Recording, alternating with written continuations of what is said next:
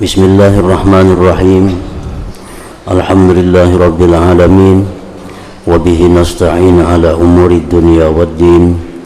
Wassalatu wassalam ala ashrafil anbiya wal mursalin, Sayyidina wa habibina Muhammadin wa ala alihi wa sahbihi ajma'in. Qala al-musannif al-imam Abu Hamid al-Ghazali rahimahullah, nafa'ana bi'ulumih. Qala Ibn Mas'ud radhiyallahu an, dakhalna ala Rasulillah sallallahu alaihi wasallam fi baiti ummina Aisyah radhiyallahu anha hina danal firaq. Fanadhara ilaina fadama'at aynah, thumma qala marhaban bikum hayyakumullah awakumullah nasarakumullah wa usikum bitaqwallah wa usi bikumullah.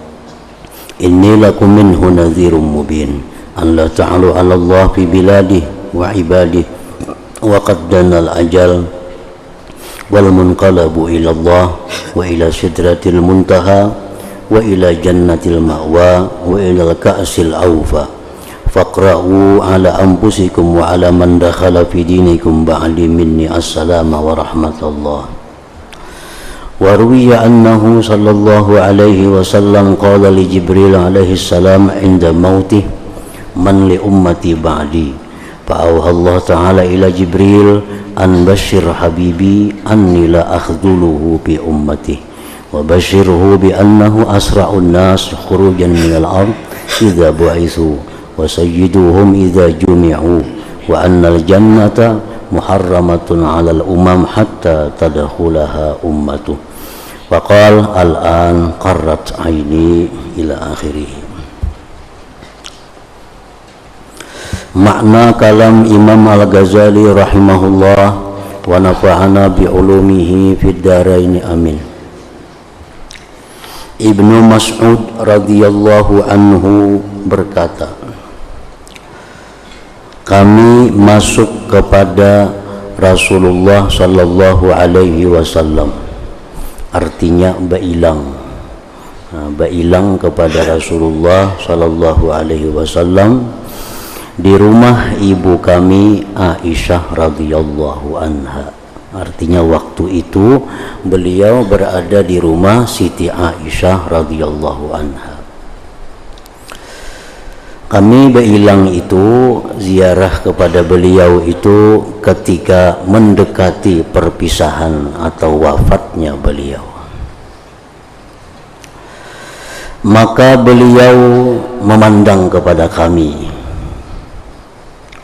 lalu kedua mata beliau sallallahu alaihi wasallam mengalirkan air mata, artinya beliau menangis. Kemudian beliau bersabda, marhaban bikum hayyakumullah awakumullah nasarakumullah wa usikum bitaqwallah wa usi bikumullah. Inni lakum minhu nadhirum mubin an la ta'alu 'ala Allah fi biladihi wa ibadihi wa qad danal ajalu wal munqalabu ila Allah wa ila sidratil muntaha wa ila jannatil ma'wa wa ila al-ka'sil awfa faqra'u 'ala anfusikum wa 'ala man dakhala fi dinikum ba'di minni assalamu wa rahmatullah.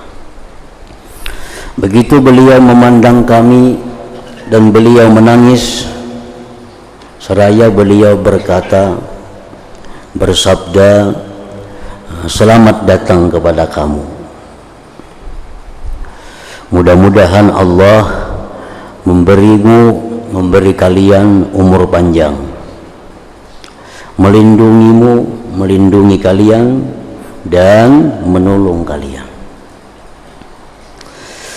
Aku berwasiat, aku berpesan, jar Nabi, kepadamu, kepada kalian dengan takwa kepada Allah Subhanahu wa ta'ala. Artinya, ujar Nabi, aku berpesan kepada kalian agar melaksanakan atau menjunjung segala yang diperintah oleh Allah, dan jauhilah apa-apa yang dilarang oleh Allah Subhanahu wa ta'ala. Dan aku berwasiat, berpesan kepada kalian akan Allah, artinya akan agama Allah. Aku titip kepada kalian, aku berpesan kepada kalian bahwa jaga agama Allah, Islam ini.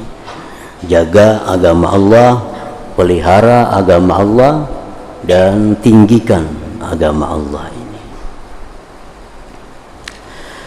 Sesungguhnya aku adalah pemberi peringatan yang nyata daripada Allah kepada kalian.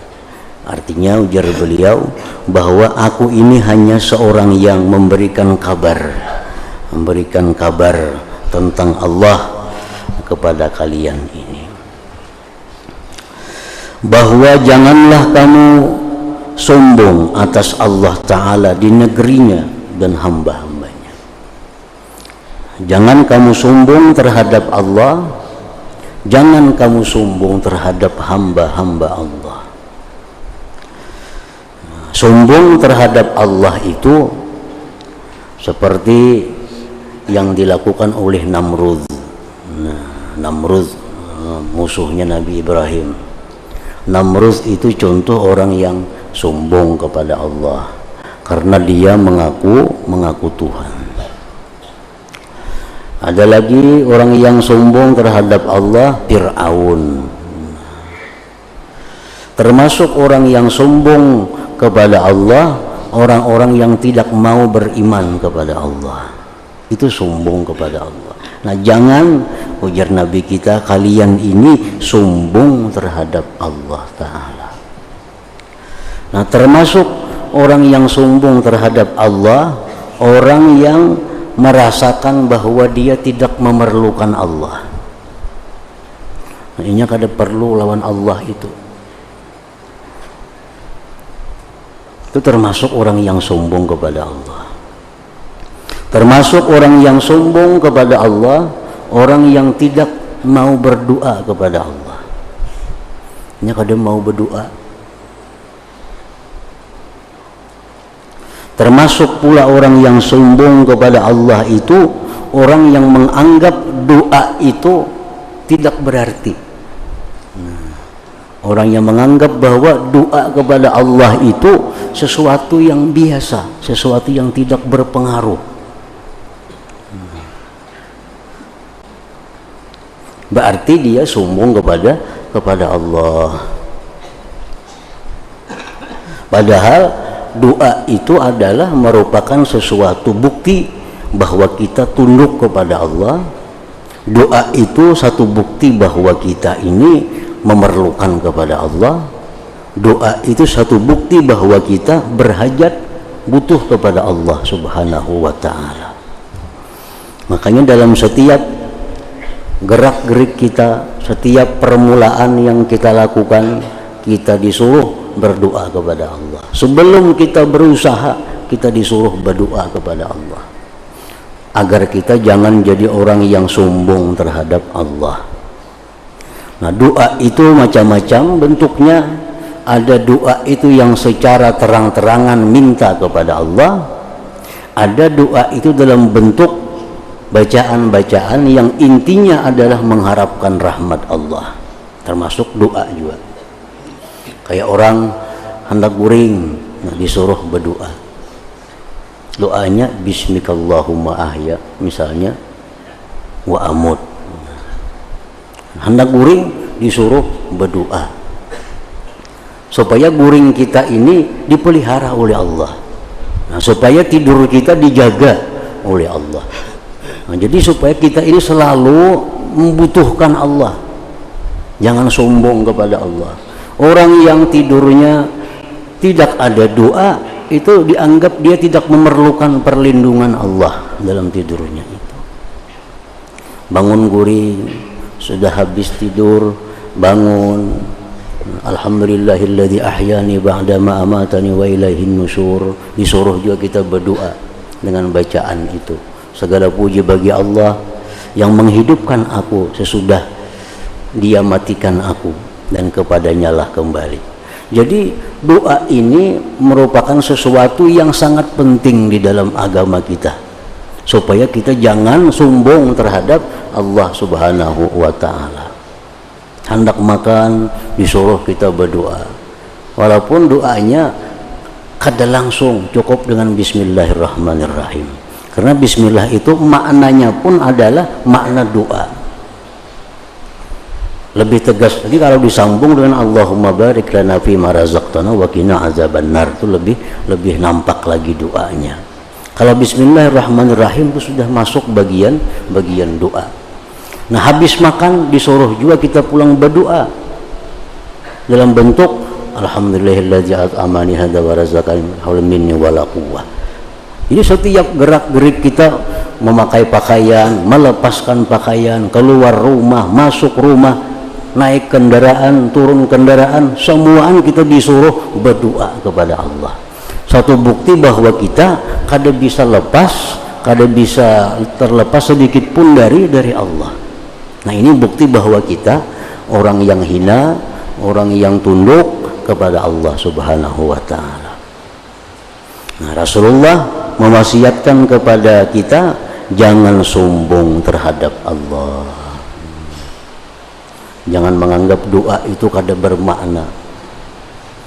Padahal doa itu kedudukannya lebih utama daripada usaha. Lebih utama dari usaha. Kalau kita bekerja, nah itu usaha. Tapi sebelum bekerja hendaknya ada doa. Nah, doa itu lebih utama daripada kita berusaha untuk menghasilkan sesuatu. Jangan beranggapan bahwa kayak apa aja berdoa, mau kada berusaha, kadanya mau berhasil. Nah, ini orang yang sombong kepada Allah. Orang yang mengandalkan usahanya itu yang membuat berhasil. Mesti doa wali, mesti doa nabi nang diamalkan. Mau kada berusaha kayak apa hendak sugih. Nah, ini orang sombong kepada Allah. Ini menganggap usahanya itu nang bisa mendatangkan keberhasilannya. Padahal intinya doa itu yang mendatangkan. Usaha itu nomor 2. Itu tandanya kita lawan Allah itu tawadhu, lawan Allah tunduk.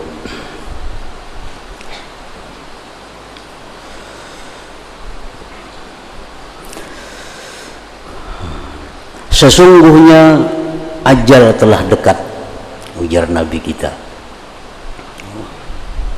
Umurku ini ya Nabi sudah parak habis. Nah,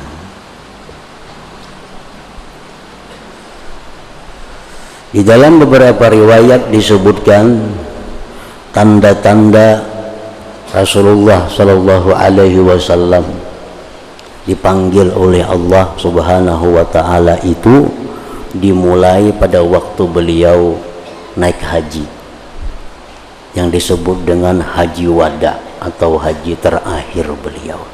Nah, di situ sudah mulai timbul tanda-tanda bahwa ajal beliau itu sudah dekat. Waktu di sana haji beliau itu, di haji yang terakhir itu diturunkan Allah ayat al-yawma akmaltu lakum dinakum wa atmamtu alaikum ni'mati wa raditu lakumul islama dina.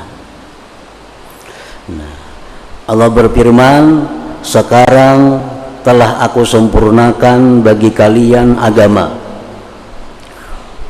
Sekarang agama kalian telah sempurna dan nikmat-nikmat yang kuberikan telah sempurna, dan aku ridha Islam itu agama kalian. Nah, mendengar ayat ini turun dibacakan Rasulullah, maka sahabat-sahabat itu bergembira. Waktu haji itu gembira karena sudah sempurna, agama sempurna, nikmat sempurna, Islam diridai Allah. Sahabat pun bersukaria. Nah, kecuali ada sahabat yang mengerti ayat ini, terutama Sayyidina Abu Bakar Siddiq. Nah, Abu Bakar Siddiq itu begitu turun ayat ini, beliau bukan tertawa, bukan gembira, tetapi menangis. Menangis Abu Bakar. Ditanya oleh sahabat lain, wahai Abu Bakar, kenapa engkau menangis? Itu orang bergembira, Allah menyempurnakan nikmat kepada kita, Islam diridai sebagai agama, kenapa dia menangis? Nah, ujar Abu Bakar, itu agama kalau sudah sempurna, nikmat sudah sempurna, itu berarti tugas Rasulullah telah selesai. Artinya beliau akan wafat. Nah, ini yang membuat aku menangis. Ikam kada pahamnya sidin itu ayat. Nah, ini ayat. Menurut catatan sejarah, ayat ini turun 83 hari sebelum wafatnya Rasulullah sallallahu alaihi wasallam. 83 hari.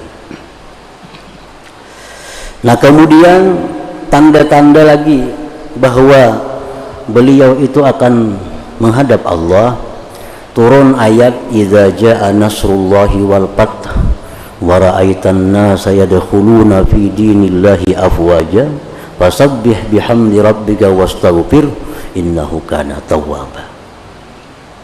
Bila datang pertolongan Allah dan kemenangan, engkau lihat manusia berbondong-bondong masuk Islam. Nah, ini ayat yang kedua yang menunjukkan bahwa Islam itu sudah jaya. Bila datang pertolongan dan kemenangan, manusia sudah kada perlu lagi perang, mereka dengan sadar masuk Islam berbondong-bondong.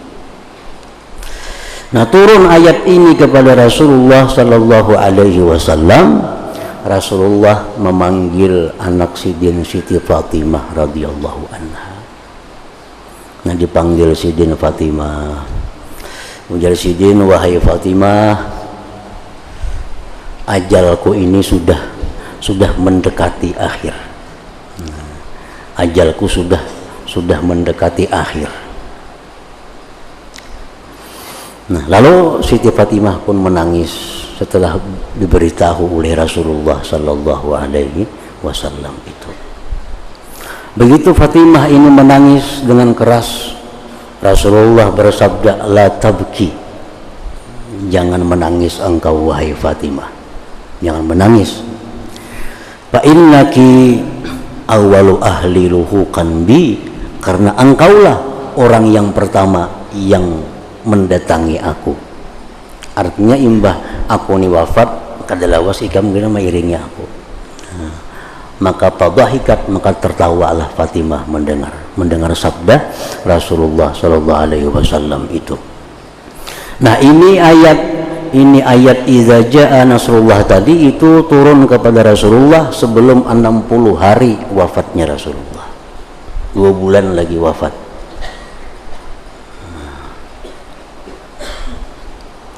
Nah, kemudian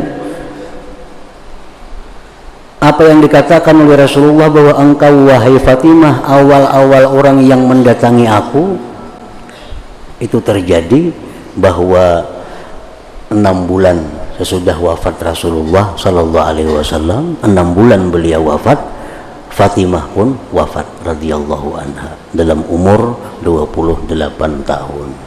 Nah, jadi Fatimah lah keluarga beliau yang pertama yang mendatangi beliau itu.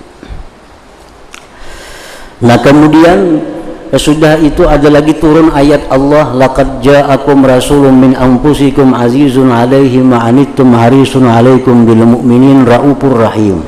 Nah, ini ayat tinggal 53 hari lagi beliau wafat. Nah, ayat yang terakhir, wattaqu yawman turja'una fihi ilallah, itu ayat terakhir 7 hari beliau sebelumnya itu. Sebelum wafat turun ayat wattaqu yawman turja'una fihi ilallah. Nah, jadi ujar Nabi lawan tamu-tamu ini, Abdullah bin Mas'ud tadi, beliau bersabda, ujar sidin, sungguh ajal telah dekat, ajalku sudah parah, dan kembali kepada Allah dan ke Sidratul Muntaha, ke surga Al-Ma'wa dan ke gelas Al-Aufa, maka ucapkanlah atas dirimu dan atas orang yang masuk pada agamamu sesudah kamu, salam dan rahmat Allah dariku. Jadi Nabi sampaikan kepada mereka, sampaikan kepada orang-orang yang akan masuk Islam sesudah aku, sampaikan bahwa aku mengucapkan Assalamualaikum warahmatullah kepada mereka itu.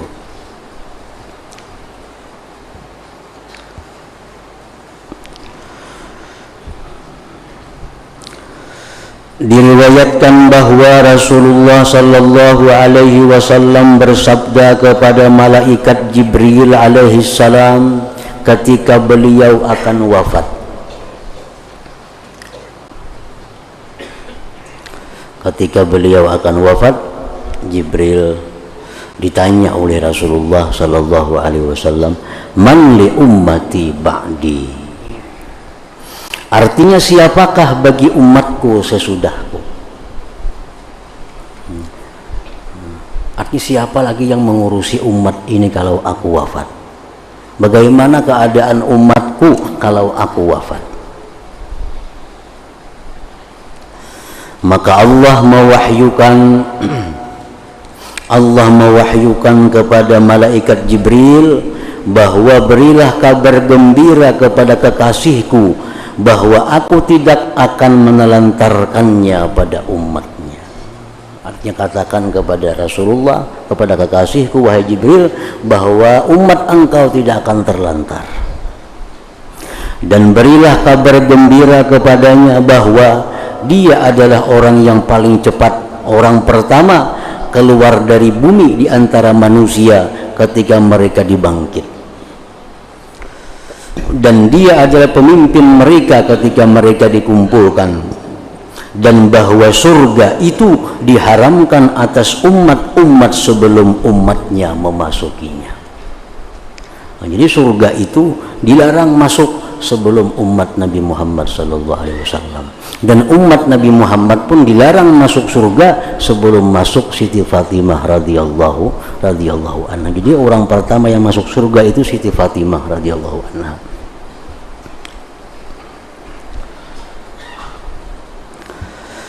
Nah, maka beliau bersabda, "Al-an qarrat aini." Artinya sekarang sejuklah mataku, senang hatiku. Sekarang aku sudah lapang, sudah tenang bahwa umatku tidak akan tersia-sia, bahwa surga itu diharamkan masuk orang lain sebelum umatku.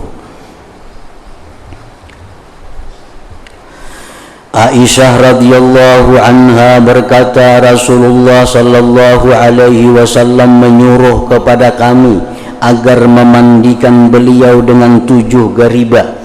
Gariba itu wadah banyu yang dibuat dari kulit, dari 7 sumur. Nabi minta mandi dengan 7 gariba, 7 gayung lah bahasa kitanya, dari 7 sumur yang ada.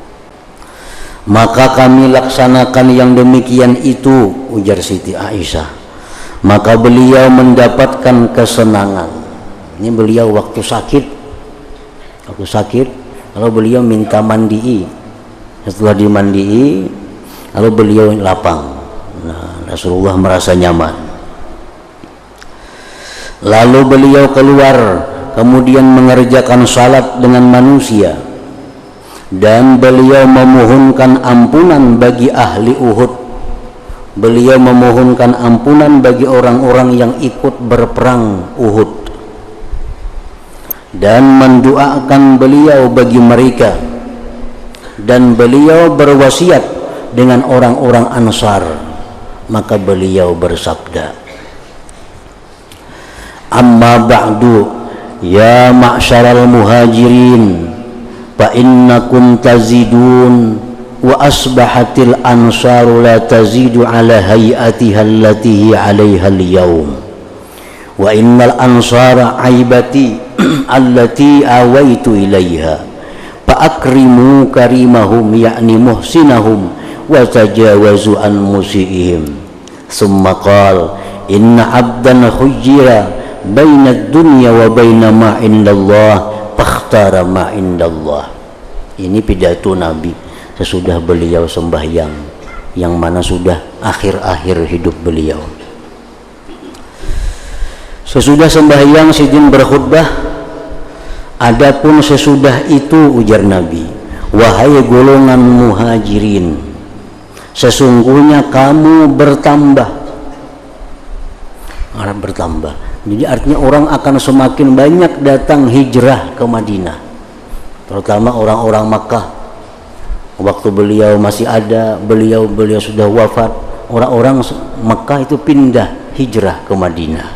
Nah, sesungguhnya kamu wahai muhajirin bertambah, dan golongan Ansar orang Madinah ini tidak bertambah atas keadaannya yang ada berada di dalamnya pada hari ini. Kalau Ansar ya kada berubah.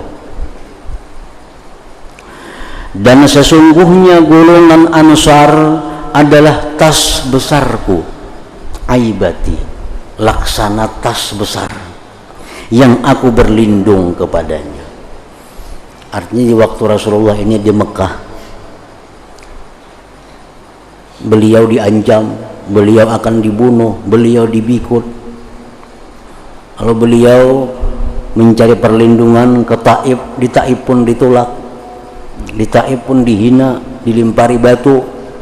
Balik lagi ke Mekah, Nabi kita datang sekelompok orang-orang Ansar, orang-orang Madinah yang mengajak Nabi, sudah hijrah ke Madinah, engkau akan kami jaga keselamatan engkau dan keluarga. Nah, jadi orang-orang Ansar ini dianggap Nabi sebagai tas besar yang aku berlindung kepadanya.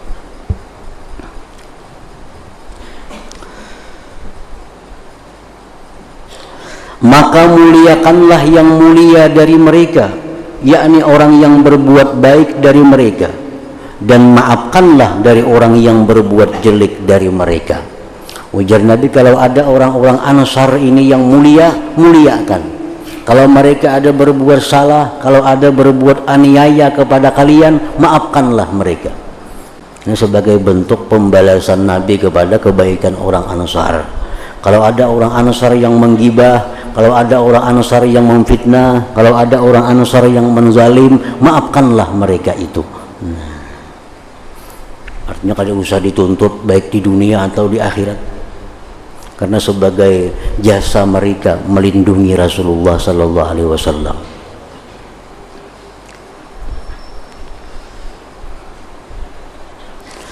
Kemudian beliau bersabda, sesungguhnya seorang hamba disuruh memilih di antara dunia dan apa yang di sisi Allah, lalu ia memilih apa yang di sisi Allah.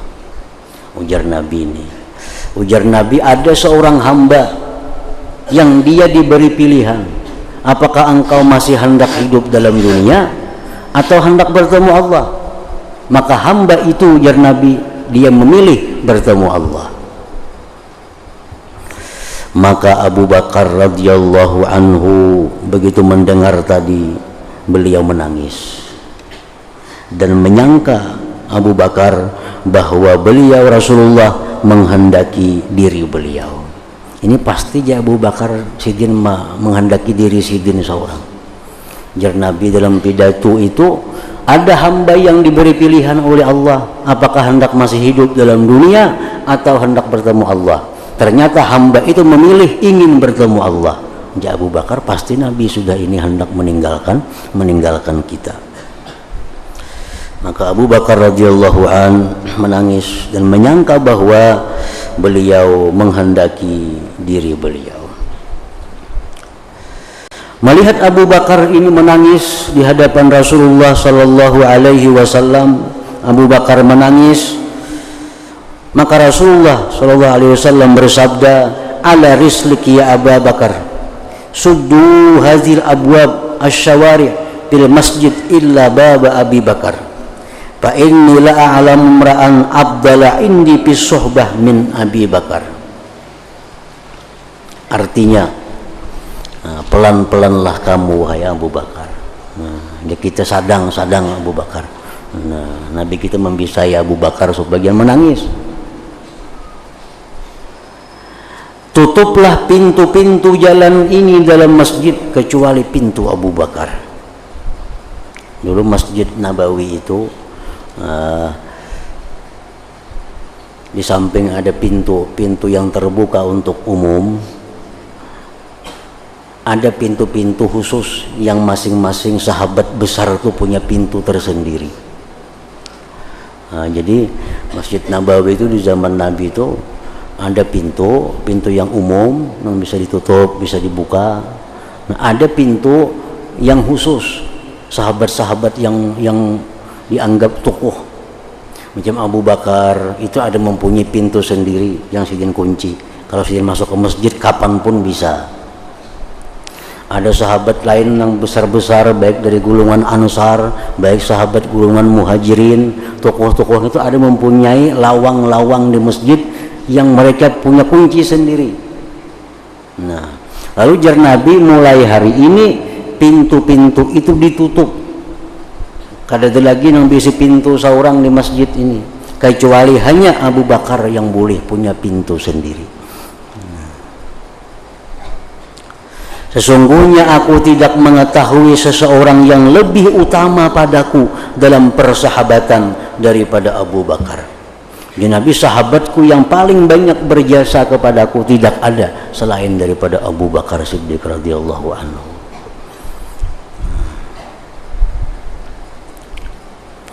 Aisyah radhiyallahu anha berkata,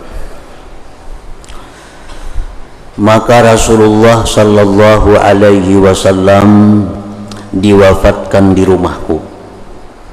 Nah, rumah Aisyah yang kubur Nabi yang kita ziarah rajin itu rumah Nabi, rumah Aisyah di situ.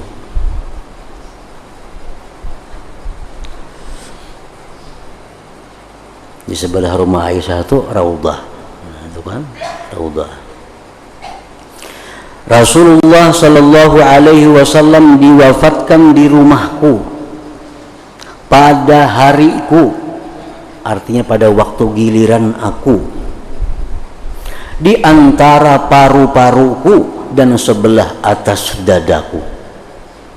Jadi Rasul itu wafat waktu diasuh kepala beliau oleh Siti Aisyah radhiyallahu anha. Dan Allah mengumpulkan antara liurku dan liur beliau ketika akan wafat. Karena Nabi kita hendak bersiwak. Nabi hendak bersiwak. Siwak itu karas. Siwak ini karas.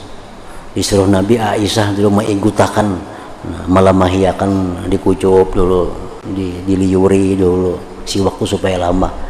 Nah, jadi Aisyah mengikut kasih waktu diliuri oleh Aisyah, hanya diunjuk ke dia dimasukkan ke dalam mulut Nabi. Nah, jadi jar Aisyah, air liurku dan air liur beliau terkumpul ketika akan wafat itu.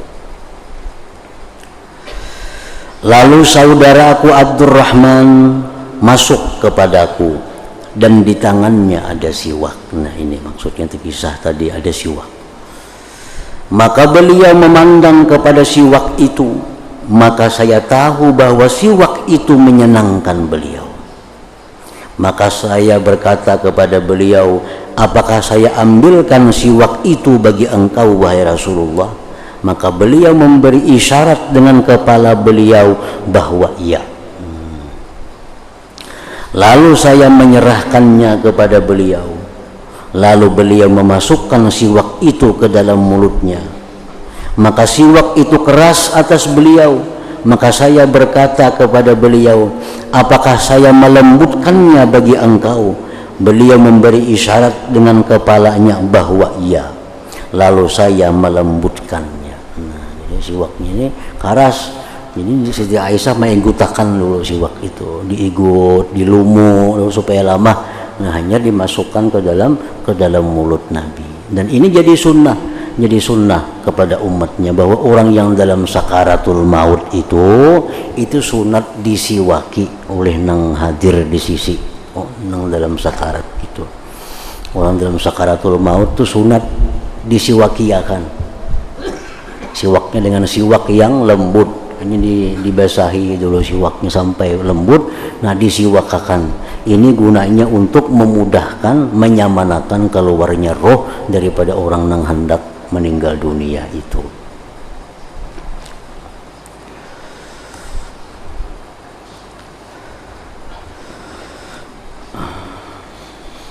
Dan di hadapan beliau Rasulullah sallallahu alaihi wasallam ada wadah air. Maka beliau memasukkan tangannya ke dalam wadah air itu dan bersabda, la ilaha illallah, inna lil mauti la sakarat. Artinya tidak ada Tuhan selain Allah, sesungguhnya kematian itu mempunyai sakarat. Nah, kematian itu mempunyai kesulitan-kesulitan, kesusahan-kesusahan. Kemudian beliau menegakkan tangannya seraya berkata, ar-rafiqal a'la, ar-rafiqal a'la. Artinya teman yang paling tinggi, teman yang paling tinggi. Maka saya berkata, jadi artinya wafat Rasulullah, demi Allah beliau tidak memilih kami. Nah, kenapa beliau itu di akhir hayatnya mengatakan ar-rafiqal a'la? Rafiqal a'la itu artinya teman yang paling tinggi. Karena waktu itu beliau diberi pilihan. Nah, wahai Rasulullah, ujar si Israel ini, apakah engkau hendak masih hidup dalam dunia atau engkau hendak bakawanang di atas sana? Nabi, aku hendak bakawanang di atas sana. Dicabut oleh Israel. Lalu itulah akhir kalimat yang diucapkan Nabi, ar-rafiqal a'la itu. Nah, kita jangan menurutin itu. Kita la ilaha illallah. Nah, kan jar Nabi, siapa yang akhir hayatnya la ilaha illallah, jannah, masuk surga. Ini khusus untuk Nabi kita. Ar-rafiqal a'la itu akhir hayat, akhir kalimat yang diucapkan oleh beliau sebagai jawaban sidin kepada tawaran. Nah, sebagai jawaban kepada tawaran, hendak hidup dalam dunia kah masih, nak bakawan ke atas kah? Bakawan ke atas, jar Nabi. Dicabut, wafat sidin. Nah, jadi itu akhirnya. Nah, kemudian Sa'id bin Abdullah meriwayatkan dari ayahnya, ia berkata, ya ayyuhar-rajul minhu syafa'atan sallu alaihi wa sallimu taslima, Allahumma salli wa sallim wa barik alaihi.